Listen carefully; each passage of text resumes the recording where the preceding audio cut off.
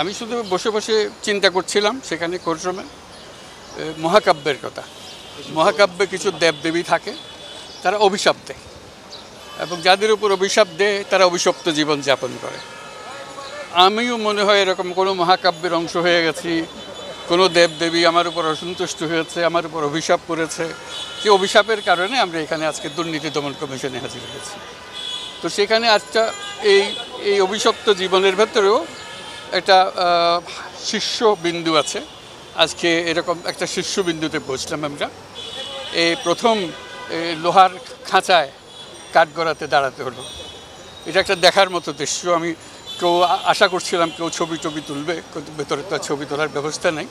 এটা আমার জীবনের একটা স্মরণীয় ঘটনা যে লোহার খাঁচার ভেতরে দাঁড়িয়ে আছি আদালতের কাঠ গড়ায়। এই অভিশপ্ত জীবনের একটা অংশ, সেটার কথা উল্লেখ করলাম। এবং এর একটা হলো যে আমরা নোবেল পুরস্কারের কথা সবাই জানি, সবাই বুঝি। দুটো নোবেল পুরস্কার দেওয়া হয়েছিল, একটা ছিল আমার নামে, একটা ছিল গ্রামীণ ব্যাংকের নামে। দুটারই সমান গুরুত্ব, সমান মর্যাদা, কারণ কোনোটা কম নয়।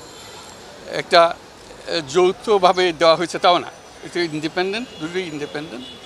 তো পৃথিবীর ইতিহাসে কোনো নজির নাই যে একজন নোবেল বিজয়ী আরেকজন নোবেল বিজয়ীর বিরুদ্ধে মামলা করতে দুদকে হাজির হয়েছে। এটা আমাদের কপালে হলো। এটা অভিশাপের একটা অংশ।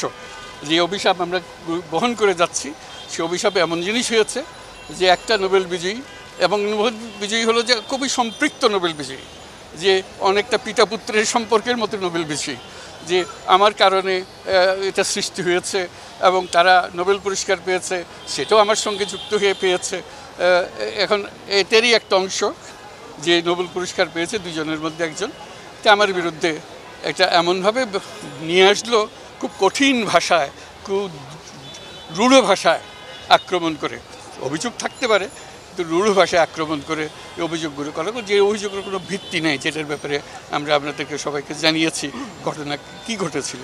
এটা ঘটনার মধ্যে কোনো সত্যতা তো নাই। যে জিনিস দিয়েছিলাম সেটার জন্য আমাকে অভিযুক্ত করা হচ্ছে, অনেক টাকা মেরে দিয়েছি ইত্যাদি ইত্যাদি। এবং এই পর্যন্ত আমার বিরুদ্ধে যত অভিযোগ এসছে, এই অভিযোগ এসছে আমার বিরুদ্ধে এবং আমার সহকর্মীদের বিরুদ্ধে। তারা অভিশাপের একটা অংশ, সেই অভিশাপ তাদের উপরে পড়েছে।